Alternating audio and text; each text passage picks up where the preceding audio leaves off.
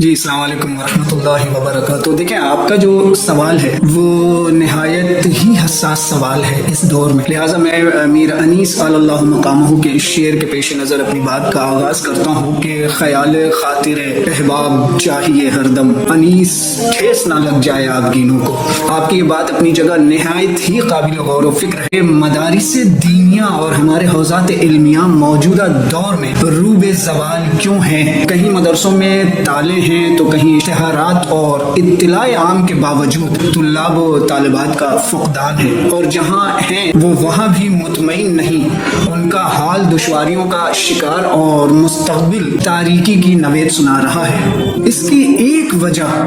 خود مدیران اور انتظامیہ و اہتمامیہ ہے، جو خود اپنے لیے آرام گاہیں تو بنا لی ہیں مگر طلاب کو ان کے حال پر چھوڑ دیا ہے۔ البتہ میں آپ کو یہ بتاتا چلوں کہ مجھے اس بات پر فخر ہے کہ میں بھی مدرسے کا فارغ ہوں، لیکن یہ کہنے میں مجھے کوئی جھجک نہیں ہوتی کہ مدارس دینیا اور حوزات علمیہ پر مسلط موروثی عذاب آج ہمارے مدارس میں تعلیم و تربیت کے بنیادی مقاصد کو خاک آلودہ کر رہی ہے۔ بہت سے ایسے مدارس ہیں جو محدود وسائل کے باعث متعدد مسائل و دشواریوں کا شکار ہیں، جن پر نہ قوم کے مخیرین کی توجہ ہے اور نہ ہی مدیران اور انتظامیہ ہی اپنے مدارس کے حالت زار پر متوجہ ہے۔ بس ادارے کا یہ انجن کسی طرح چل رہا ہے۔ یہ کہنا شاید حق بے جانب ہو کہ دور حاضر میں ہمارے مدارس اس معیار کے حامل نہیں ہیں کہ جن کی بنیادوں پر ہم اپنے کل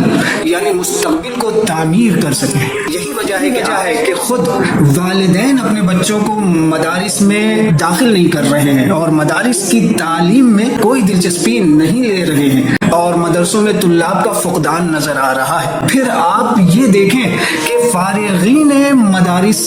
دینیا کی اکثریت کا عملی زندگی میں عدم کامیابی بھی مدرسوں میں طلاب کے نہ ہونے کی ایک بہت بڑی وجہ ہے۔ طلاب چاہے وہ کہیں کے کسی شہر اور کسی ملک سے فارغ التحصیل، ان کی معاشی صورتحال موجودہ وقت میں نہایت خستہ حال اور ناقابل بیان ہے، مگر ان میں سے بعض طلاب کہ جنہیں یہ کہا جائے کہ ان کے ہاتھ لمبے ہیں، آپ مجھ سے بہتر جانتے ہیں کہ موجودہ وقت میں طلاب کی اکثریت معاشرے میں بے وقاتی، معاشی تنگ دستی اور تنہائی و اکیلاپن کا شکار ہے، اور انہی طلاب کے نام پر مدیران اور ان کے متعلقین اپنا کاروبار حیات ٹھیک ٹھاک چلا رہے ہیں، مگر طلاب عزیز کے حال اور ان کے تابناک مستقبل کی کوئی منصوبہ سازی نہیں ہے۔ کوئی ایسا سسٹم نہیں ہے کہ طلاب مدارس سے فارغ ہو کر سائنس اور ٹیکنالوجی کے اس جدید دور میں جدید طریقہ کار پر عمل کرتے ہوئے اپنی خوشگوار زندگی بسر کر سکیں۔ یہ بات بڑے افسوس سے کہنی پڑتی ہے عزیزوں کہ آج کے بعض فارغ طلاب بہت زیادہ روشن فکری کا مظاہرہ کر رہے ہیں تو وہ ٹور اینڈ ٹریول اور میر قافلہ بن جا رہے ہیں۔ آئے دن آپ اور ہم سبھی اس بات کا مشاہدہ کر رہے ہیں کہ آئے دن سوشل میڈیا پر شام و عراق و ایران جیسی جگہوں کا لوگوں کو پیکج فراہم کر رہے ہیں۔ میری یہ بات یاد رکھیں، یہ بات 100% سچائی پر مبنی ہے کہ کسی بھی ادارے کی کامیابی انتظامیہ کے اخلاص اور نیک نیتی پر منحصر ہوتی ہے۔ اگر ادارے کا انتظامیہ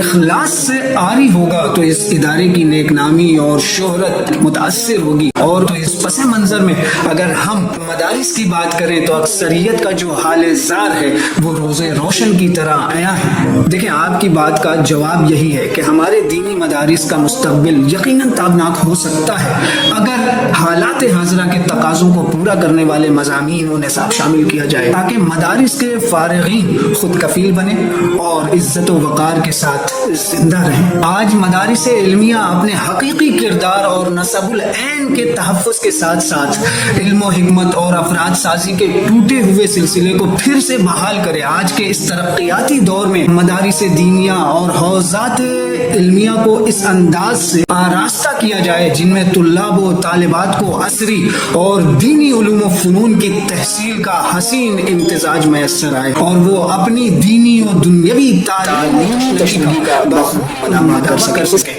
اس لیے کہ موجودہ برق رفتار ترقی کے دور میں شامل ہونے کے لیے قوم کے نونہالوں کے لیے دینی اور عصری تعلیم کی حصول یابی اشد ضروری ہے، اور کسی ایک حق سے محرومی ان کی بدبختی کی علامت و نشانی ہے۔ اور یہ بات کہنا شاید بھیجا نہ ہوگا کہ آج ہماری درسگاہوں سے علم و ادب کا نایاب خزینے سمیٹنے کا اعزازی تصور منجمد و ناپید ہو گیا ہے، جس کی وجہ سے تعلیمی ادارے بے رونق و پژمردہ نظر آنے لگے ہیں۔ حالانکہ یہ بات حقیقت پر مبنی ہے کہ یہی وہ مدارس علمیہ ہیں جہاں سے علم کے ایسے ایسے شناور پیدا ہوئے کہ جن کا بدل آسمان نے آج تک نہ دیکھا اور نہ ہی سنا۔ مگر افسوس کے ساتھ یہ کہنا پڑتا ہے کہ بے اعتنائی، غفلت، لاپرواہی اور موروثیت کے عذاب نے اسے اس حال پر لا کھڑا کیا کہ اس نے اپنی حیثیت کو فراموش کر دیا ہے۔ گنوا دی ہم نے جو اسلاف سے میراث پائی تھی، ثریا سے زمین پر آسمان نے ہم کو دے مارا۔